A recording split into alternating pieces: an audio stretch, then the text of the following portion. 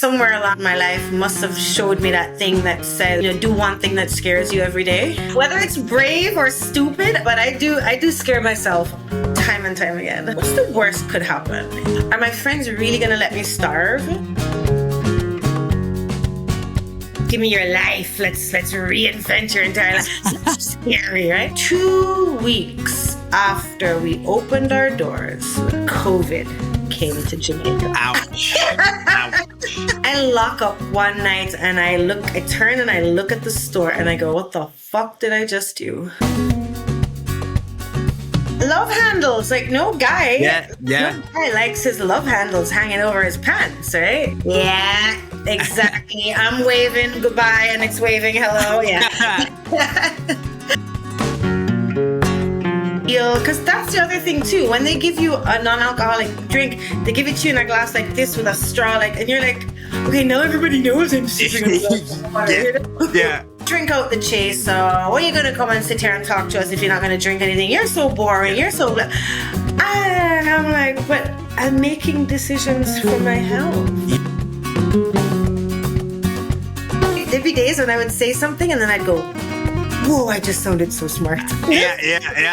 We lay down in the grass, we looked up at the stars, we took 4 or 5 grams of mushrooms, and out of this world experience. It was like, I saw sound. So, I'll be off the planet for the next 6 days. Not 6 days, 6 hours. Natalie's just gone, bye. Just historically, we've just called women crazy old ladies. Well, we've let the men slide by. But checking your testosterone levels is important. Welcome back to the Not Quite Pod. Today we've got Natalie with us. Natalie, do you just quickly want to introduce yourself and let everyone know a bit about yourself? Sure. Thanks so much, Charlie. My name is Natalie Murray and I operate out of Kingston, Jamaica. That's where I'm living. Yes, the sunny island. It's not all it's cracked up to be, but there are awesome things about living here. I'm a health and wellness coach, and I also have a health food store called the Life Store.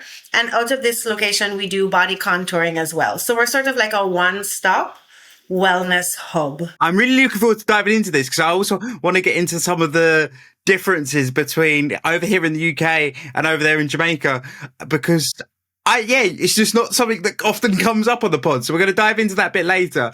But as a bit of an introduction into yourself, would you be able to sort of give us a quick summary of your journey up until this point and what's led you to where you are today? Yeah, it's actually really interesting, Charlie. So I went to school in Canada, for university after graduating high school in Jamaica, and I studied economics. So I actually have, my degree is such a mouthful. It's a management economics degree, and it's in management finance. And what is it? Management, finance, and investment. Yeah. So it's a bachelor's of commerce. Heavy. It's really designed for you to then go and work in the financial services industry, right? Yeah. And from that, I moved back to Jamaica in 2000. And I started working at Citibank because, Citibank's a global organization. So they have a branch here in Jamaica, and I worked in the corporate bank, and I was there for 16 years as a corporate banker. And while I was there, I went on and did my MBA in finance. So I have an international MBA in finance. So heavy finance background, but never really felt that twinge that makes you very passionate about what you're doing. I was good at what I did, but I kind of have that personality. Like anything I put myself to, I do well. I build a good rapport with people, and, I'm a relatively intelligent woman. So things were going well. So there's a point in life where I found that when I was younger, and I don't think I'm unique in this regard, but when I was younger, I just saw my job as the thing that would facilitate me earning an income to live the life I wanted to live, you know? Yeah. Have a great time on weekends, go on vacation, you get 4 weeks a year vacation, and my career paid for all of those things. But then I started to get into that point that I guess if you were looking at sort of like a Maslow hierarchy, you would say I reached a place of wanting self-actualization. So I really wanted now, I was like, I don't want to spend most of my time in a place where I like the people, I like the environment, but I don't really love the work, you know? And then by this point, I was married, I had kids, and the kids were pulling me in multiple directions. So I'm at work, but I have to leave to go pick up the kids from school or take them to the doctor, and you feel guilty. And it just started to get like, I don't want to do this anymore. And I've always had a love of the human body and an appreciation for how it works. And I call myself a frustrated non-doctor because I kind of feel like I could have been a really good doctor had I done it back then, you know? Yeah. And then I discovered this thing called health coaching, and I'd never heard of it. It was a kind of new field that was emerging, and this would have been like 2013. So I enrolled myself in the course, graduated, loved it. I was like, this is what I'm meant to be doing, you know? And fast forward to 2016, I thought, you know, kind of like now or never, Nats. Like, do what you're doing. Like, we have an expression, shit or get off the pot, right? Like, yeah. Don't do it, but you can't keep living with one foot in and one foot out, right? So I thought better to jump as a 45-year-old woman, and at least if I fail, I have a 16-year career I can fall back on. I have an MBA I can fall back on. Somebody will hire a 45-year-old. Somebody's not hiring, I don't know. This may be an unpopular opinion. You know, if I waited later in life and then decided to go and then failed, you know, then it's harder to enter the workforce back then. And then the worst thing I think that can happen to a human, well, there's a lot of bad things, but I think one of the bad things that could happen is to live your life in a way that you then have regrets when you reach the deathbed. Yep. And I didn't want to do that. You know, I knew I didn't want to retire having been a career banker. So it was a massive struggle, and it took years to get to the point of, yes, I can do this and I will do this. And then when I took that leap of faith, I look back and I'm like, why did I hem and haw for so long? Why did I hitch for so long? Like, it was best decision ever. And then it just snowballed, and here we are today. I'm going to dive into it a little bit more because obviously you went into the journey of transitioning careers quite at a point in life where most people won't be willing to make the jump. So I wanted to sort of dive into sort of the conversations you were having with friends, the thoughts you were having, and the conversations you were having with yourself. Because today, I'm sitting there going, I'd love to go do that thing. But like, I'm just starting to build my career in this industry, is jumping the best thing. And I'm only 26 and I'm going, wait, that conversation is completely different when you're sort of 40s and going through that journey. Yeah. So what was it like? First of all, I was very open and honest with the CCO, the country officer that was the head of the bank. He and I had a good rapport, and I was always really open with him about the feelings that I was going through, you know, but he always knew that he had my 100% work ethic and work efforts and whatnot. So I used to have lots of conversations with him. Also, I had a girlfriend who she kind of made a transition that was very similar, and she just kept saying, that's best thing you're going to do with your life. And she went from having a career in marketing and advertising to, of all things, doing woodworking. And she to this day makes the most phenomenal pieces out of abandoned wood. Like, so it'll be a dead tree or a tree nobody wants, and she goes and she takes it and she makes the most beautiful furniture. And I mean, I hazard to say that she's like a massive financial support for her family. You know what I mean? Like, she's her and her husband, whatever. But so she kept saying, that's the best thing you could ever do. You're never going to regret it. So she kept encouraging me. And then it was interesting. Do you know what? That there's no coincidences in life, right, Charlie? Like, I don't know.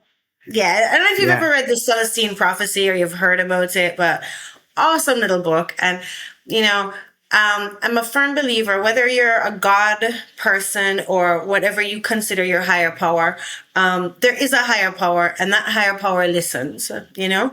And I live my life really with a strong belief that when you put something out into the universe conspires to bring it to you, right? Yeah.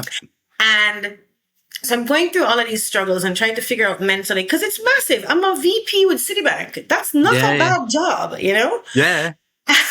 And this woman that I knew, she was studying to be a life coach.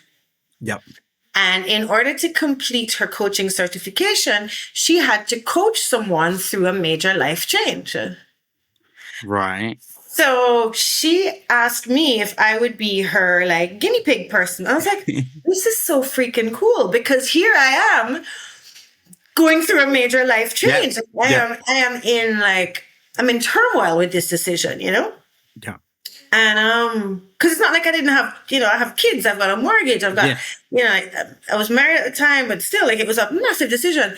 And she and I would meet once a week, and she'd give me little assignments. Like, I had to read The Science of Getting Rich by Walter Willett, and all these, all these little, and then we would talk and just get the mindset right.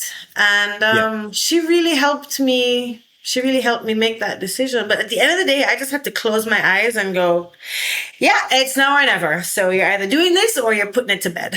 One of the things that I wanted to sort of get into the weeds with was because one of the big reasons people go, oh, I can't make a career change, just because they, like you say, they've got mortgages, they've got bills, they've got so on and so on.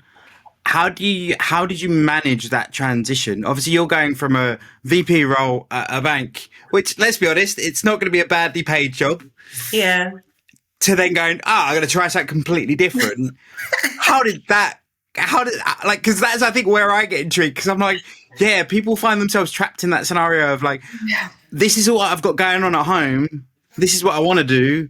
The two don't match. What the fuck do I do?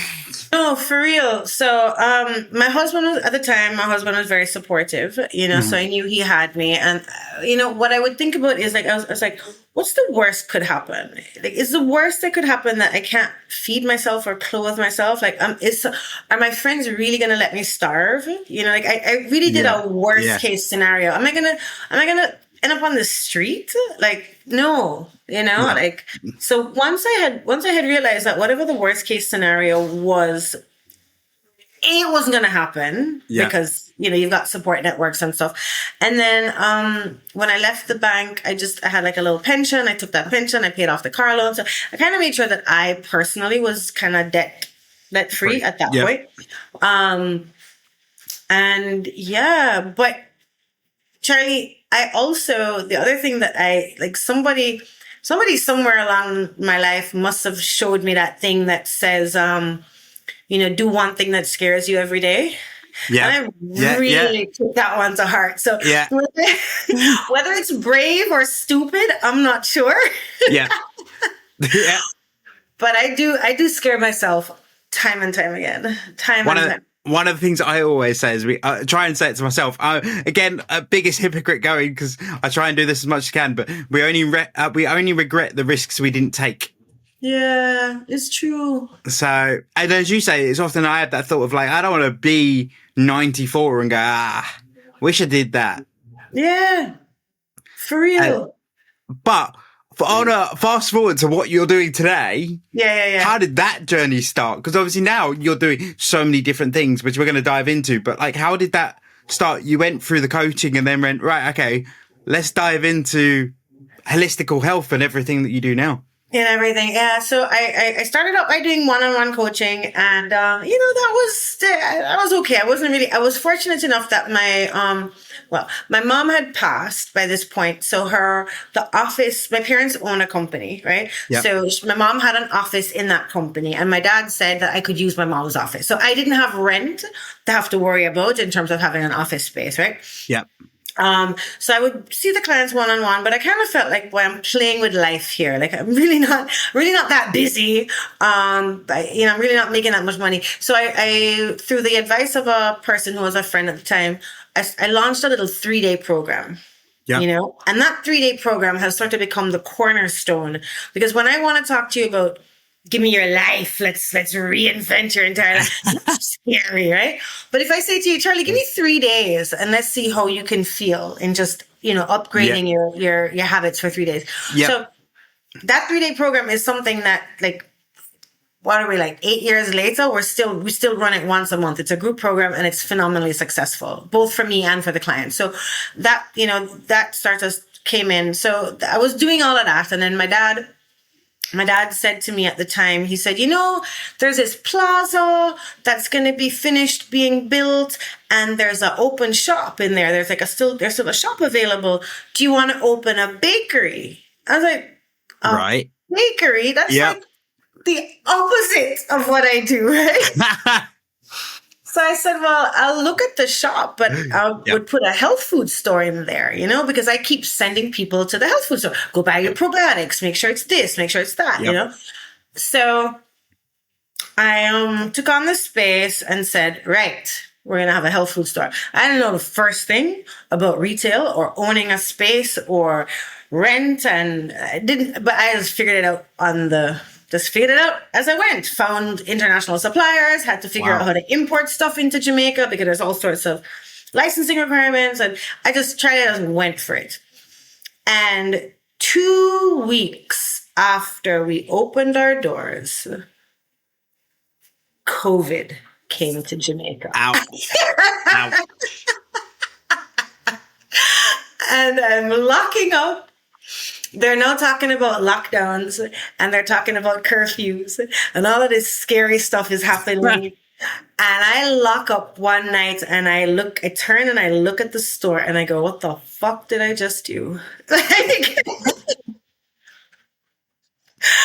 It was some scary stuff. It was some real scary stuff. So anyway, we survived COVID. We had to bounce and, through the curfews, we had to get approval from the government. We consider ourselves essential services. So we got approval to actually still operate. And we operated by delivery and phone calls and curbside pickups. And, we just did everything that we had to do to keep the doors open. Yeah. And during that period of COVID, people were very health conscious. So we actually did very well.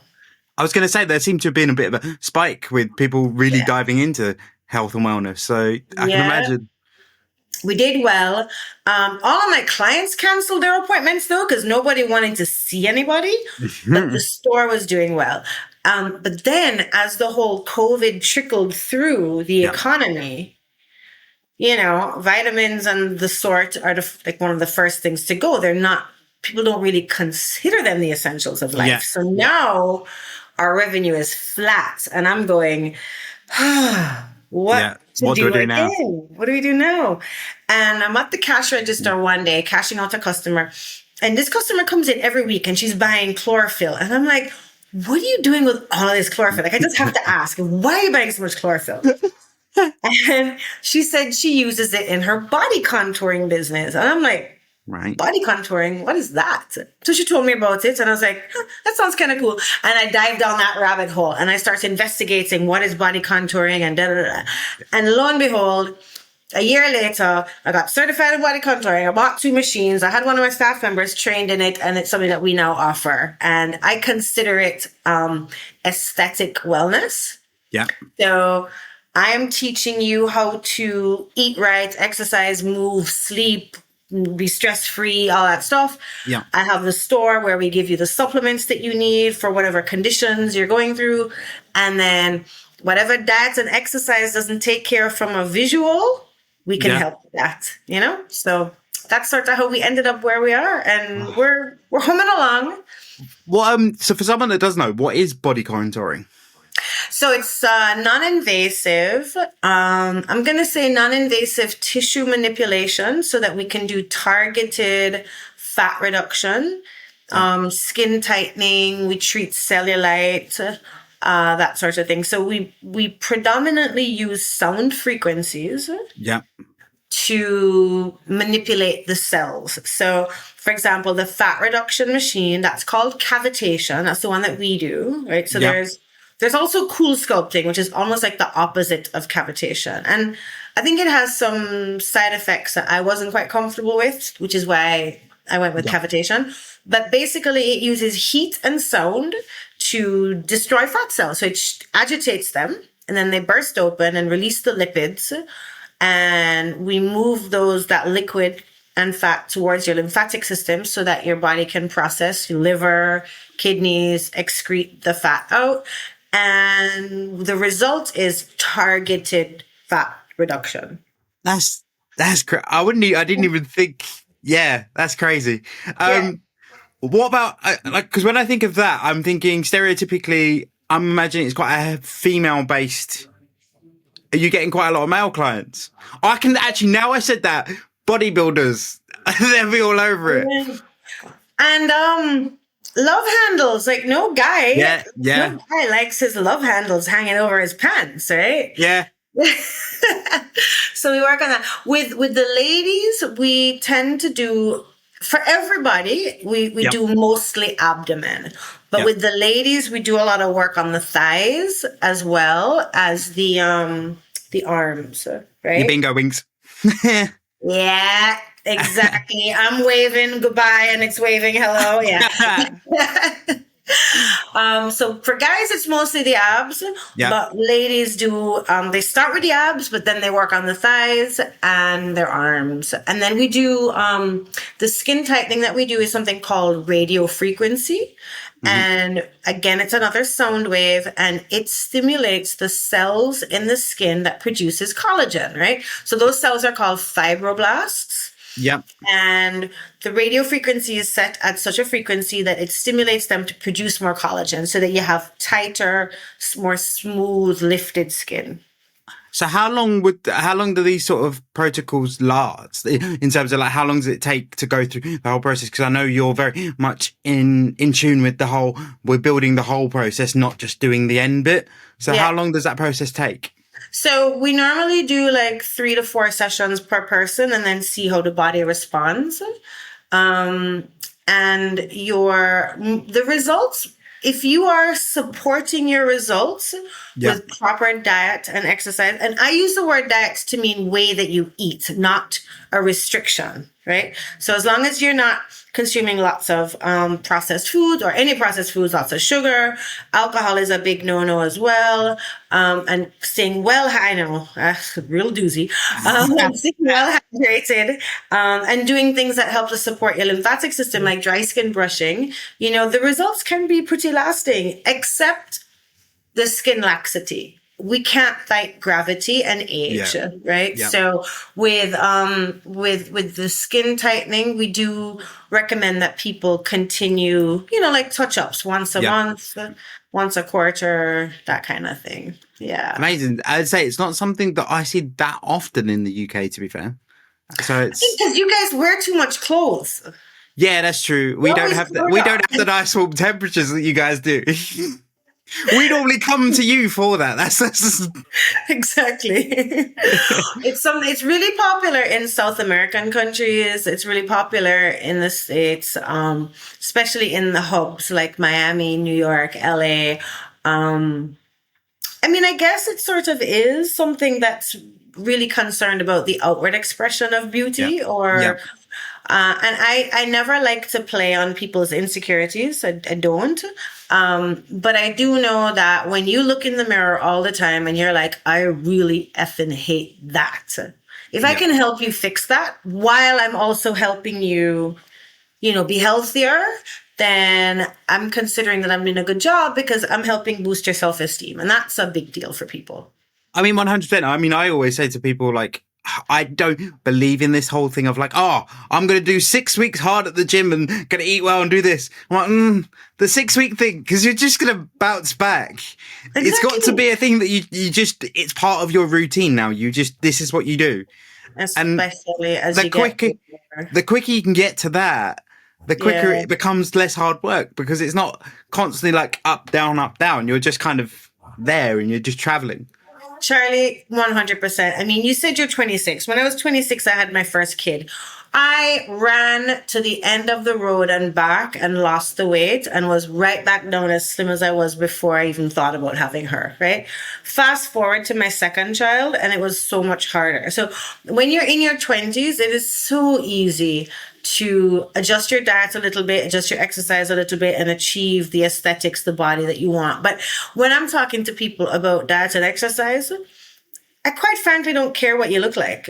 Yep. What I'm caring about is the fact that I know that diet and exercise properly taken care of is going to prevent diabetes. My mom died from diabetes, right? That's a big deal. You never want to watch someone you love go through that disease. It is one of the most horrible things for somebody to go through, you know?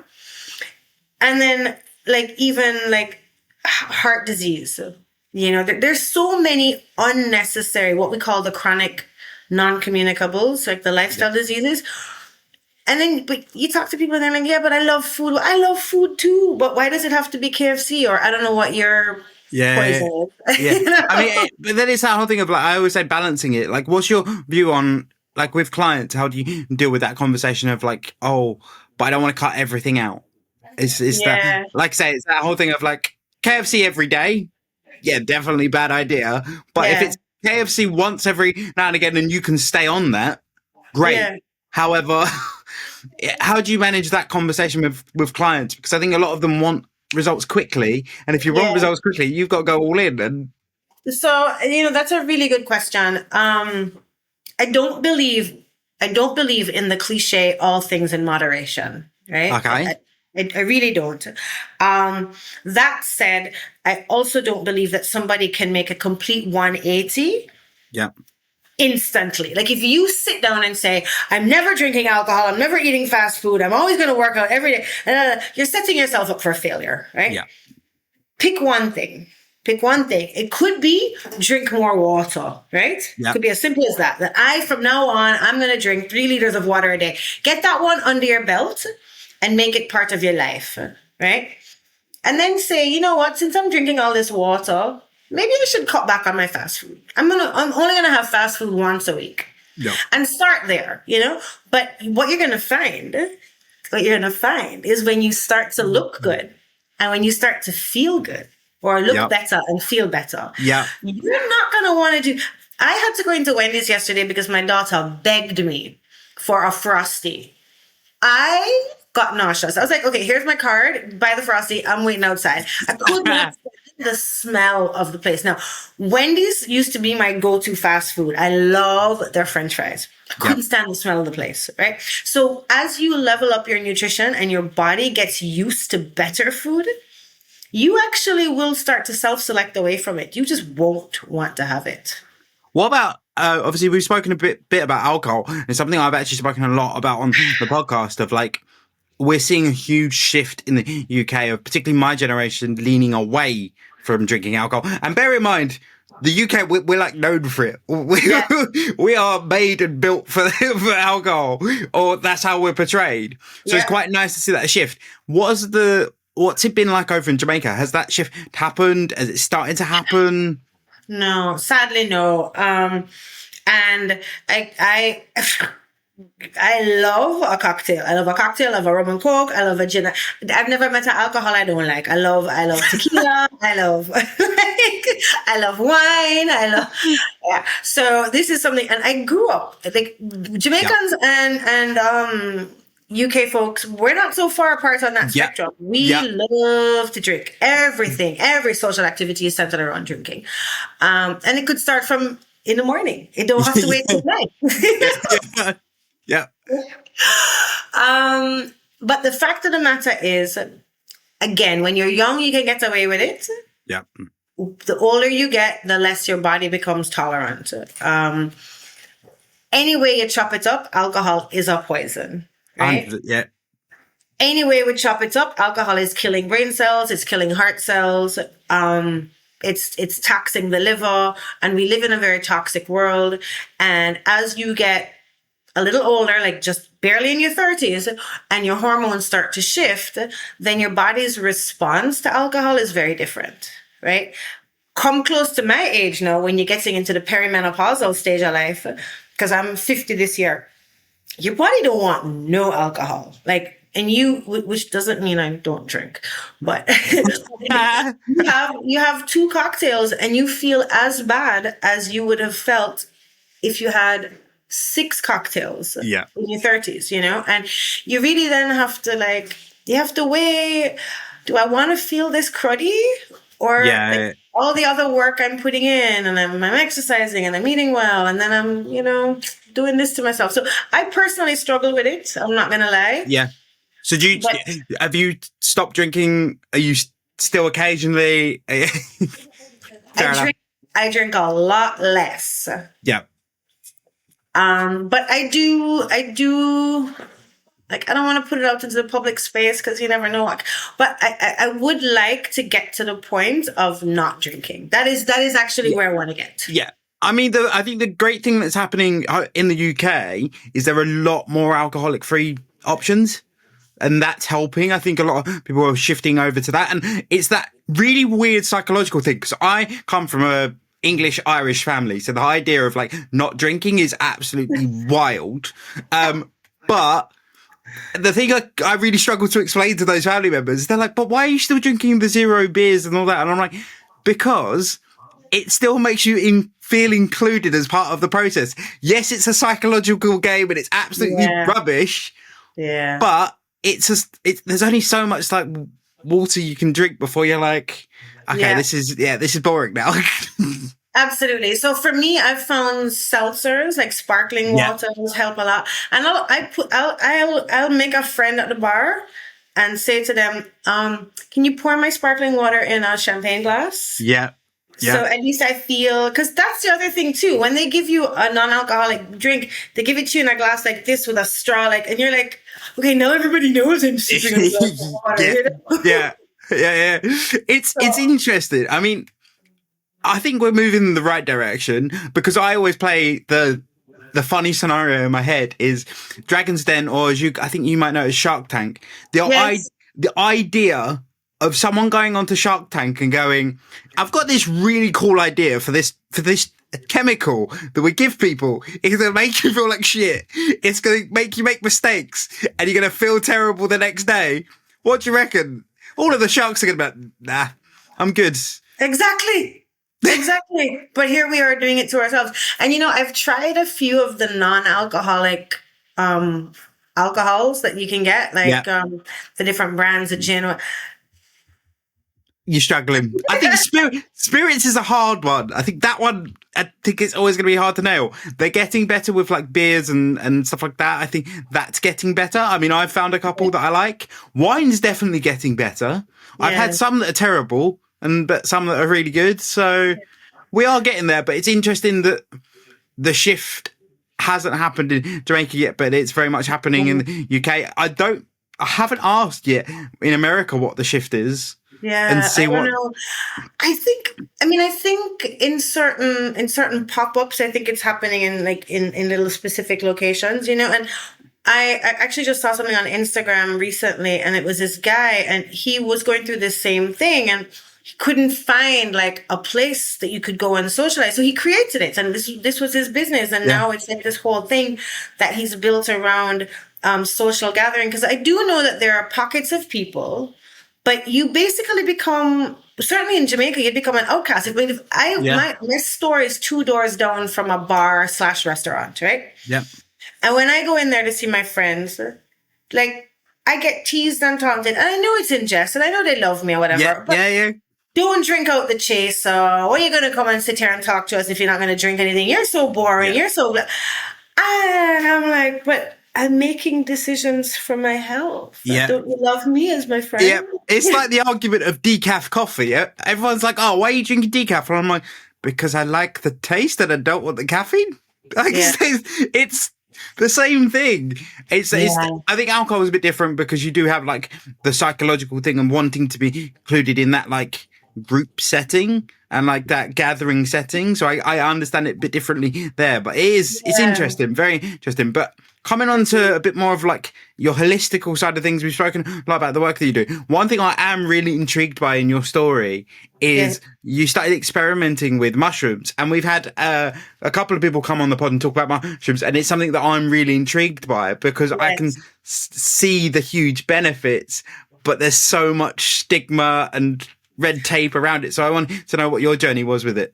Yeah. So, I mean, I tried psychedelic mushrooms in college, like a gazillion years ago, and never really, it was literally like whole mushroom slapped between two slices of bread with peanut butter and Nutella so it didn't taste bad, and nothing happened. I was like, what was that? That was a waste, right?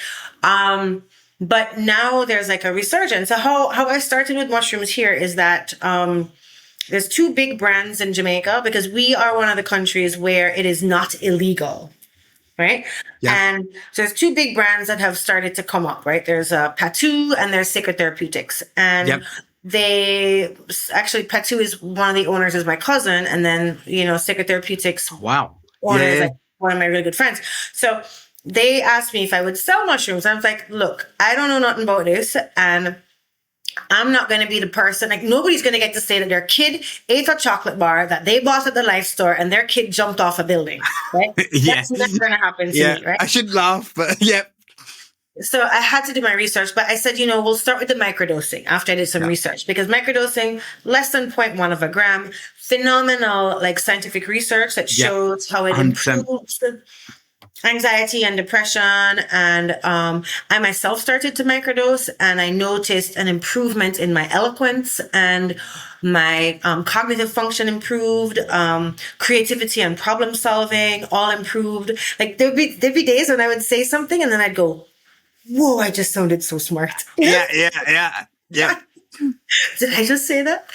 And then as my comfort grew, and I tried a social dose, like I tried a 1 gram dose and I was like, oh, this kind of feels nice. Like, and I started to get more comfortable. Then we started to sell at the store, but my team went through extensive training and we also don't sell to people like that are under 18. And we ask if it's their first time. And if it's their first time, we go through like use explanation and make sure you have somebody with you. And so we go through all sorts of safety because again, my reputation and 100%. Yeah. don't want any bad, not that there's any bad stuff that's going to happen, but I just want to make sure that, Obviously, you never know how someone's going to react to it as well. They could, right. Because the mushrooms will take you places in healing, but in healing sometimes can be painful, right? Yeah. So, and then what happened was Disney Plus reached out through a contact here in Jamaica because they needed a wellness person that would be willing to go on a big journey. Because at this point, I'd only done a gram here and there. And they wanted to go on a big journey with someone who was willing to be filmed and to talk about the experience. So there was a retreat and they invited my partner and myself. We went on this retreat and it was phenomenal. We lay down in the grass. We looked up at the stars. We took 4 or 5 grams of mushrooms and we had like an out of this world experience. It was like, I saw sound. Yeah. Oh. And I saw the connectivity of the universe and the lady beside me is bawling her eyes out and I am laughing hysterically and my partner is like feeling the ancient walls and it was an amazing, beautiful experience. And I was like, this is some really cool shit. Like, I love this. And that sort of prompted me to go deeper and deeper. And I've done journeys where I'm blindfolded and listening to music. I've done journeys where I'm blindfolded and blocked out the sound because that really now forces you in. Focus it in. Yeah, I get that. Whew, it's wild. It's intense. It's phenomenal. What is the, because one thing I found really interesting is, so one of the areas that often nearer the UK that everyone goes to is Amsterdam. But the interesting thing with the law there is it's essentially the government do that. They're like, oh, it technically is illegal, but we're going to pretend we can't see you. Yeah. What is the legalities when it comes to Jamaica? Is it just like, look, as long as you don't sell it to minors and do it responsibly, cool? So there's a whole, there's a whole bureaucratic group. I don't want to miscall the name or whatever, but there is a group of stakeholders and government people, and they meet and they discuss and whatever. Mushrooms were in a major pharmacy chain. Yeah. And then there was an uproar, and then the government came out and said, nobody said these things are safe, and then the chain pulled it. And so they went through all of that. I find that the mushrooms can accomplish, and not just I find, the studies show that the mushrooms can accomplish the sort of neural plasticity, regeneration of neural pathways that years of talk therapy are not going to heal, you know? So if you really have a thing, right? Yeah. And that thing can range from abuse as a child. It can be PTSD. It can be, Yeah. I have a bad relationship with my mom, but whatever your thing is, and you go to a trained person that can sit with you through that journey and allow you to go through the mushrooms really are very healing, and you can accomplish a lot with the assistance of the mushrooms, you know? But I think the reason that there's this stigma is I think it started maybe like in the 70s when America wanted to go to war and mushrooms became a thing. And then people were, I don't want to use the word woke because that has a meaning now, but people were they were awakened to what the government was really trying to do. And the government couldn't control and nobody wanted to go to war. And therefore the government said, yeah, that's it. We're going to lock down all this stuff, right? Because you guys are thinking too much for yourselves. So there's this massive conspiracy stuff. And they talk about it in that Michael Pollan Netflix series, which is amazing. I think it's called You Can Heal Your Mind or Heal Your Mind or something like that. But they go through LSD, MDMA, mushrooms, also ayahuasca. They go through lots of things. Yep. And in the proper framework, it can be very healing. I mean, it can just be also fun recreationally. And a lot of people come off of alcohol, cigarettes, and other addictions by using mushrooms. And mushrooms are not addictive. Yeah. I mean, it's one of the things that it's on, I can't remember what the official term is, but like on the harm scale, alcohol is like here and mushrooms is like down here. But yet one's perfectly legal and the other's not. And it's yeah, because I can tax alcohol. I can't tax mushrooms. You could grow mushrooms in your basement. Yeah. Very true. Interestingly, you mentioned obviously like people getting exposed to it and learning about it. As a mum, is it a conversation that you've had with your kids, or like is it something you'd be open to having? Oh yeah, actually, I can't wait for my children to get to a stage where I would be comfortable giving to them so that I can help them through some of the anxiety things that I see cropping up. But my kids totally know. When I go on these retreats, I've been on 3 or 4 of these retreats now. They know what I'm doing. And I'll message them. I'll be like, okay, I'm going to do my journey now. So, you know, I'll be off the planet for the next 6 days. If there's not 6 days, 6 hours. Natalie's just gone. Bye.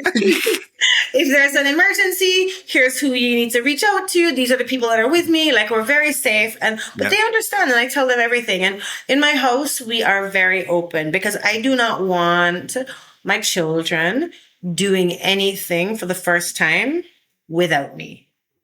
That's interesting because very much my parents took this, and I only found this out a few years ago. My parents took the very same approach with alcohol. Because they were like, what? Because I remember sitting around the table at Christmas going, why did you like, you let us try it quite early? And they were like, well, the idea was that if we let you try it, we can control it. Whereas if we say you can't have it, you'll go find a bottle of vodka and drink the whole thing. Exactly. So we talk about things like what is a safe drug? So like when my eldest was graduating from high school and a bunch of our friends were coming down from the States and they were going to go to Negril, I'm not an idiot. I know a bunch of 17-year-olds in Negril. They're going to go find weed somewhere, ganja, cannabis, whatever you want to call it. So I went through safety things. I said, do not buy a pre-roll from anybody because you do not know what they've put in there. Like, so we've got to have these conversations. We cannot do this and pretend things are not going to happen, right? Yeah. Make sure that you're in a safe space. Make sure that somebody is not high and somebody can watch you guys. Don't do it, and then go for a big swim, right? Make sure that, just talk to them sensibly because kids are going to experiment. Yeah. You don't want them getting something laced with fentanyl and then dying from an overdose of something that they didn't even, intend. Yeah. And it's so true. And I think it's that whole thing of like, I'm not a parent. But from my perspective, I always sit there thinking, think of it this way. What is the shit that you did? They're going to do that. Like, that's the way I always look at it. I'm like, yeah, of course they're going to do that because I did that. Yeah, exactly. Exactly. And I think the parents that run into problems with their kids are the parents that pretend that they didn't do anything. Yeah. Like, let's call a spade, To be fair, my parents are pretty much the same. They've always taken quite a relaxed approach to it of like, look, I'd rather you tell me than not, and then we can have that conversation from there. Absolutely. And you'll find that Jamaican kids, because we do have that sort of approach to even things like alcohol, you find Jamaican kids when they go to the States, they're not Bothered. like alcohol hungry. They're not going to keg parties and doing all kind of, like they're just not doing that because they've had a sip. They know they can have a sip when they come home, and they're not, we would say in Jamaica, we said they're not frightened fit. They're not afraid of it. They're just, Same thing. It's same thing with the way I was brought up. It was the kind of like, well, why would I? When I could just go to dad and be like, can I have a beer? And he'd go, yeah. Exactly. Because it was a case of, it got to too much. And dad would be like, no, you're not doing it anymore. You've had enough. Exactly. But to get back to the mushrooms, you can use psychedelic mushrooms just casually, But I've now gotten trained in actually sitting with people doing a therapeutic journey dose. And that's something that I really look forward to. I'm going to intern a little bit before I start to offer it widely, but it's something that I do look forward to offering as retreats for people who live in countries where it's not quite as available. It's not quite as, without the governmental risks.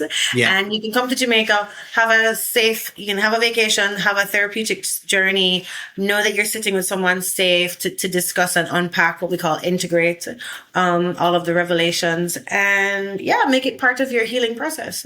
How do you manage that? I mean, I know you're on the beginning of the journey, but how do you manage that as a new person coming in? Because I'm looking at it like, okay, I've never done it, and I know I've got some shit going on up here. That's part of the reason why I'm like, I don't know what the hell it's going to pull out of me, and I don't know if I want to find out. Right. So we have, we would have an extensive pre-screening just to go over some medical, because there's some hard no's, right? There's some hard no's. If you have like bipolar disorder or dissociative disorder, any kind of manic, that's a hard no, because the mushrooms, those people that are going through that, they don't have a reality test, and mushrooms are going to challenge your reality test, right? Yeah. So, and then there's like some, there's medical conditions that might be softer no's, but we would have to do some conversations ahead of time to figure out what's your intention, like what are you hoping to gain? Yeah. And then my role thereafter is to hold safe space for you, to make sure that you're not harming yourself while you are in the journey. There's no risk of you not coming out of the journey. There's no risk of damage that's going to happen. Your brain will heal. You may have some stuff that you need to unpack. Yep. You will probably cry a whole lot during and after, but that's why we develop rapport, and that's why you trust the person that you're working with, and it's a confidential space. And I'm there to help you integrate the revelations that you are that come to you, and help you through your own self, because healing is within. The healing is within you. So I just help you unpack and listen and ask the questions and just help you figure out, how does this now fit into life? And then something that we strongly advise is that you do not make any life-changing, altering in that space. You give yourself 2 weeks to sit. So you don't come out of a journey and then quit your job or tell your boss he's an asshole, right? Or get a divorce, or you kind of wait a little. Just got this image of you coming out of it, like, you're the problem.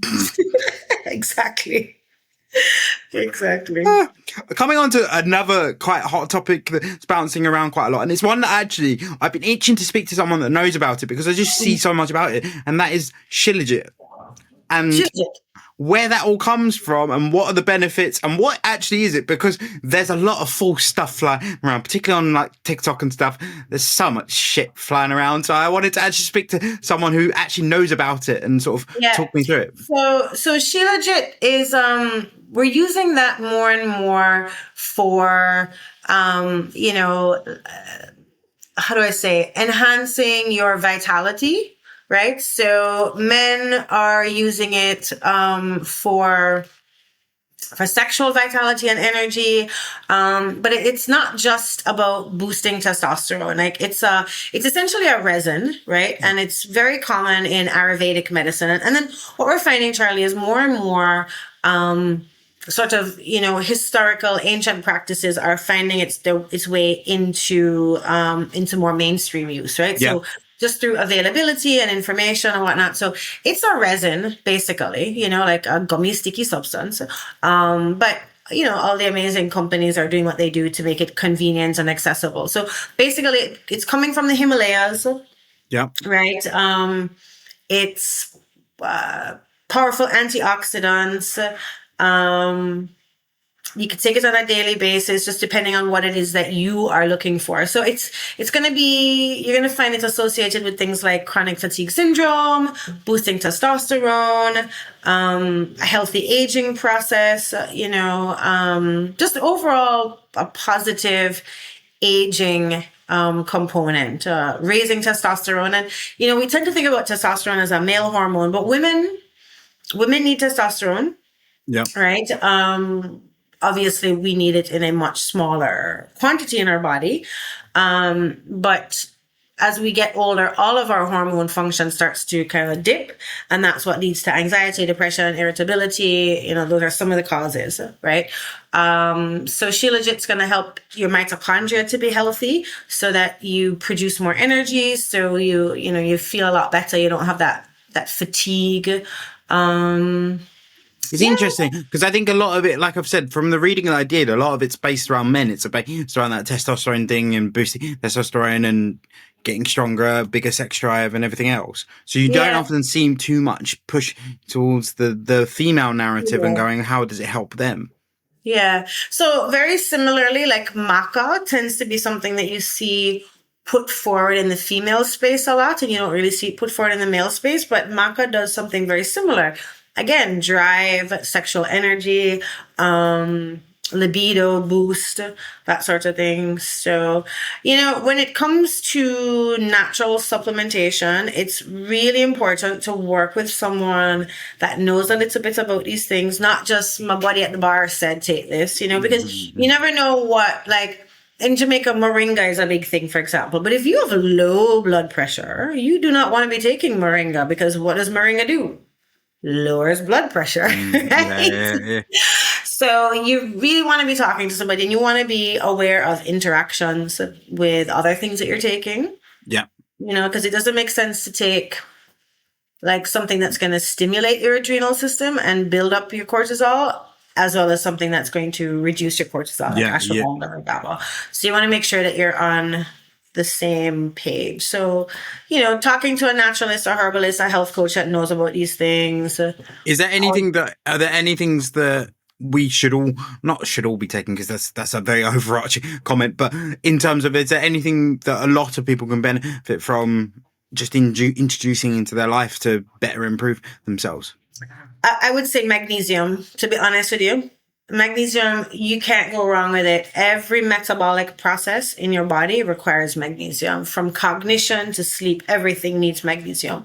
Even your bowel movements, maintaining a proper electrolyte balance. So if you're looking for like one thing that you could do, but I think, to be honest, I would start with a good multivitamin, because there's a number of reasons that we do not get all the nutrients that we need from food. I know that's a great concept for you to be able to say, no, I don't take a vitamin. I get everything I need from food. But food is not as nutritious as it used to be. You do not eat as well as you should. Your digestion is compromised through the stressful life that we live in. As you get older, your digestion starts to fall off. Then we introduce alcohol, which compromises the absorption of nutrients. So there's so much that takes away from your ability to get all the nutrients you need from a multivitamin, from your food. Therefore, I just suggest a good multivitamin. And by good, I mean something that is triple tested for efficacy, for purity. You want to make sure that you're not consuming any toxic metals, things like that. So a clean, easy to digest, bioavailable multivitamin is a good add-in for everybody. And then I also love that the Jamaican didn't suggest vitamin D, which is the one that everyone in the UK gets suggested. Yeah, that's because y'all don't have no sun. Literally everywhere. Funny enough, my dad's friend moved up to Scotland and he kept getting ill, and they said, what's the problem? They said, you've not got enough vitamin D, you've moved up to Scotland. Yeah, no, for real. It's a big deal. It's one of the biggest problems here, like in Europe, particularly like the colder areas. Yeah, Vitamin D is such a big thing, and yeah. we just don't get enough of it. And I No, don't see that changing anytime soon. probably not. Probably But not. another thing that you talk about a lot, and I wanted to dive into it, and everyone gets really weird about how I've had guests on speak about this, and I'm like, no, because it's part of life that eventually will happen. I know it won't happen to me, but it will happen to Yeah. people around me, and that is perimenopause. And I wanted to Oh, dive wait in. a minute. Don't say it won't happen to you. So the menopause part is not going to happen to you because you don't have menses. Yep.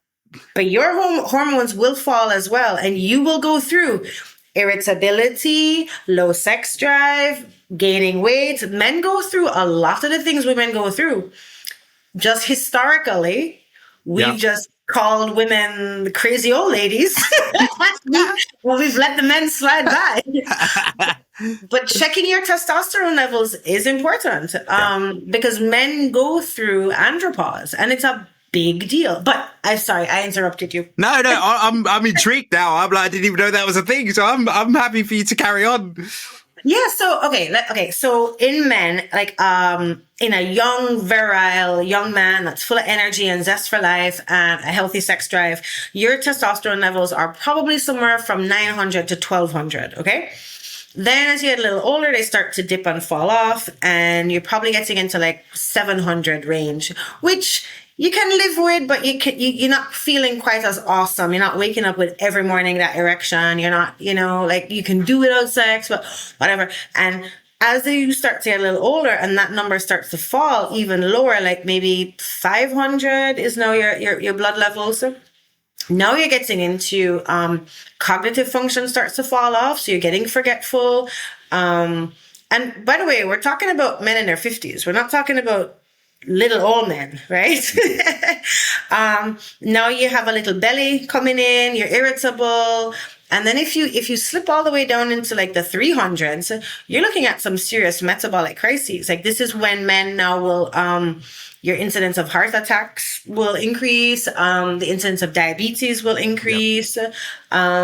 Lack of drive to get up and do things. Like you just kind of, you become that little old man. Yeah. And if you test your levels and get supported, you will continue to maintain all of those protective qualities that testosterone gives you and still maintain that zest for life and libido, What about, obviously we've spoken a bit about Shilajit. Is there anything men can, from a holistic point of view, anything men can do to sort of better support that as well? Absolutely. So in that beginning phase, when your testosterone just starts to fall off that peak level, natural supplements can help. So things like Tangat Ali, DHEA, which is a precursor to testosterone, meaning that's what your body uses to build testosterone. Mm-hmm. You can take that. You can take the Shilajit. There's quite a few formulations. Horny goat weed is another one. And those That's a things new one. help. I've not heard that one before. Oh, that's a big one in Jamaica. A lot of those things will help, but there comes a point where when it's even lower, then you would probably need sort of like a bioidentical hormone replacement at that point. But Charlie, lifestyle and diet play a role in everything, because if you are stressed out, you're going to burn through your testosterone. If you don't eat well and don't exercise, you're going to have less testosterone. If you don't sleep well, you're going to have less testosterone. So those things that we tend to think of as like the all-rounders, diet, exercise, sleep, stress, those are important for everything, including healthy hormones. So. How do you, and I was meant to ask this earlier, how do you manage that with clients? Because I can imagine one of the biggest excuses, whether it's for testosterone purposes, whether it's for just general health purposes, everyone goes, work's stressing me out. I can't get enough sleep. I've got kids. I got this. I got that. And how do you manage that? Because even myself, I sit there and go, because I was having this debate the other day with a friend. I was like, what's more important, going to the gym or getting a full night's sleep? What is the debate? Because there's science that backs both. Yeah, I understand. Everybody has to just take a look at their situation and go, right, what are my priorities? And if you are in your 20s, you can get away with a few bad nights of sleep, and it's not gonna affect you as much. You get to my age now, and one bad night's sleep, and you really feel like crap the next day. Yep. You know. So what do you then have to do? You have to organize your life so that you're getting to bed on time and still being able to fit in the big things. So I try my hardest, and which is what I encourage my clients to do. I try my hardest to meal prep. Yep. So that the nutritious meals are done. I try my best to get to bed at a certain time, which still allows me to wake up and go to the gym, because that helps cognition, that helps so much, right? So I try to manage up all of that stuff. But you've heard of Stephen Covey, right? Yep. Yeah. So he talks about the big rocks. And you really have to decide early in life, what are your big rocks? And how are you going to fit them in? Because, Charlie, we waste a lot of time. We waste a lot of time on TikTok. Yeah. We waste a lot of time on Netflix, right? And if you really sifted through that sand of life and focus on your big rocks, we could get stuff in. Now, that said, kids are kids, and they're going to disturb your sleep. That's okay, right? Because that's just a period of time. They will get to the point of, I say to my kids, night, I gone to bed, make sure you lock the door. And I head off to bed, Yeah. So that young kid parenting period, it will end, Yeah. And I think we just have to do our best to balance out life in the interim. But, if you are super successful in your work, meaning earning lots of money and a great career or whatever, it comes to naught if you don't have your health. Yep. Yeah.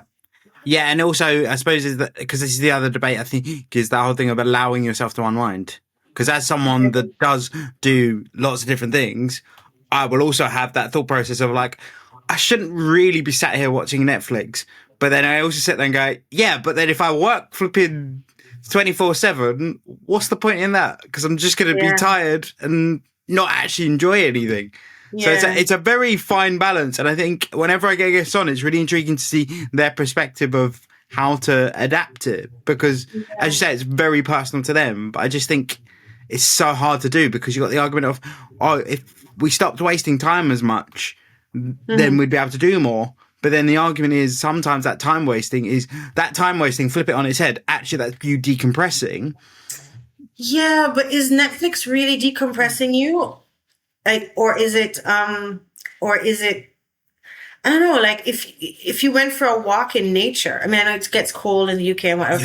If you went for a walk outside, that could decompress you too, and that accomplishes too much, if you did a little yoga or even 5 minutes of deep breathing, that's profoundly beneficial. And if you fall asleep to Netflix, you do not get a quality night's sleep, straight up.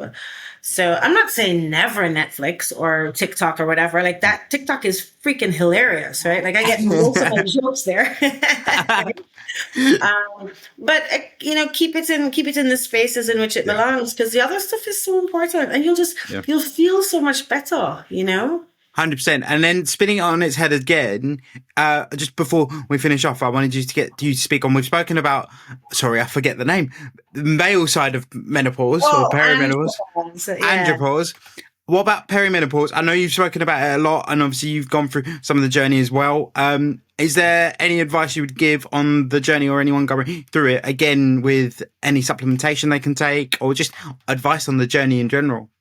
Yeah, so the medical fraternity is still a medical fraternity. It's still very male dominated. And I think there is still, even though we're getting a lot of studies come out and whatnot, there's still a lot of old school practitioners who will tell women that it's all in your head. And it is not all in your head, right? So that's the very first thing. If you do not feel like yourself, if you are irritable, anxiety, depression, gaining weight, sleep, not sleeping well, if your memory is starting to fail and you're getting forgetful, and these are some very real symptoms.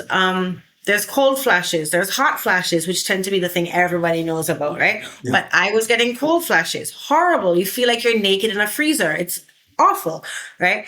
And anxiety, it's panic attacks. And if you're starting to feel these things, ringing in your ears, feeling like things are crawling all over your skin, it's not all in your head. Go get your hormones tested. Like, I offer something called the Dutch test, which is a dried urine test for comprehensive hormones. But go to your doctor and demand a little testing, because they'll put you on antidepressants before they'll start talking to you about your hormones. And hormonal support will prevent the need for antidepressants. If your cholesterol starts creeping up, that could just be that your estrogen is falling. So if you support that estrogen, if you feel like not getting off the couch and you normally are a vibrant human being and you're like, why bother?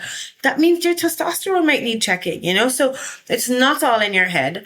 Talk to somebody that is open, that you trust, that's knowledgeable, and get the support. Vitamin D, really important. Magnesium, your omega-3 fatty acids, really important. And anything else, if stress is big, things like GABA or ashwagandha are super beneficial. But the D, the magnesium, and the omega-3 fatty acids are, I think, the three really, really important. And then if you're getting symptoms like of perimenopause, there's herbs that can help. There's there's red clover, there's black cohosh, there's evening primrose. Yep. There's quite a few things. And you know what, Charlie, just because like most of your audience might be in the UK, I work with clients around the world. So I'm totally here to help if anybody is going through this journey. We still have people doctors running patients out of their office, telling them it's all in their head. And these women are falling apart and they feel like they're going crazy and they feel broken. And I don't want anybody to feel that way anymore. We don't have to. There is support out there, and 100%. And obviously, as always, guys, I will link Natalie's details below. So if you don't want to reach out, so I will link everything below so you can do. But it's interesting that you mentioned about the antidepressant thing, because it's something that's come up quite a lot in the UK, of like that being almost like the default position. You're feeling a bit shitty, have an antidepressant. And it's like, should we not see what the actual problem is before we? No, we're just going to go with it's really interesting because I thought it was very much a UK, US thing, but even you guys are seeing it in Jamaica, where it's just like the default position is, have some antidepressants. Now, yes, they help a lot of people. I'm not denying that, but it's just the default position of this is what we're going to do straight off the bat. Yep, for sure. For sure. On that topic of unpopular opinions, I'm going to ask you the last question that we ask every guest, which is, what's one piece of politically correctness that you really strongly agree with or disagree with? Gosh, my kids are going to kill me if they ever watch this, but it's this whole non-binary concept. I just don't get it. Ooh, spicy. Okay. Yeah, I don't get it. I get heterosexuals and I get homosexuals. I do not get non-binary. I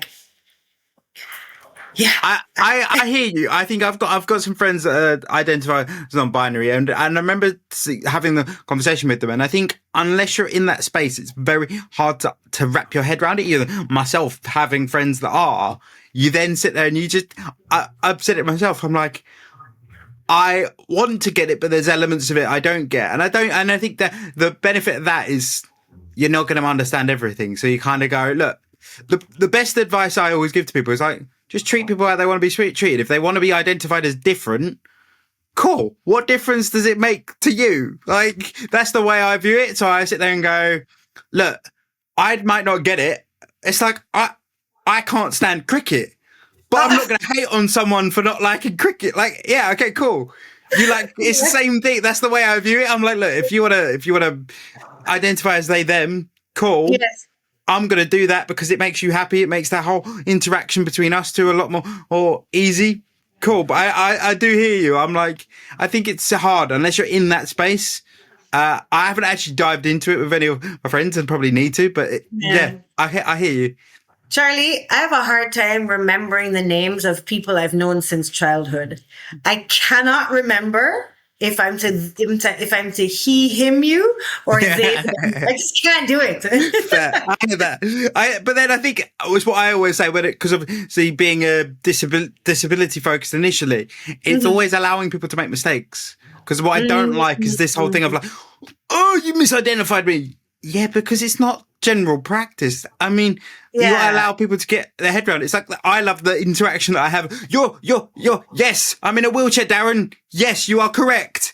Like, it's not a dirty word. You can say it. Or if someone says, oh, you're handicap is not really a term in the UK. So if someone calls me handicapped, I'm like, ooh, okay, we need to do some work on that, because that's granddad level. We need to get you up to where we are now.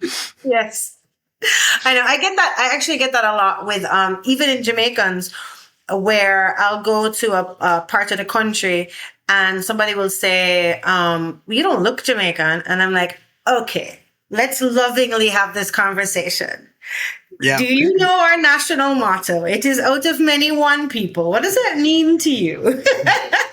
It's just this whole idea that it's that one size fits all thing. And I'm like, how can you say that? So you don't look Jamaican. Well, you don't look Irish, but there we go. Exactly. Exactly. But thank you so much for coming on, Natalie. It's been an awesome conversation, and I've learned so much. And I think everyone else will as well. But of course, we'll link all of Natalie's details below. If you do want to get in contact, obviously as well, I'll link my own if you do want to message me as well. But thank you so much for coming on. Really appreciate it. It's been a great conversation, Charlie. Thank you. Thank you.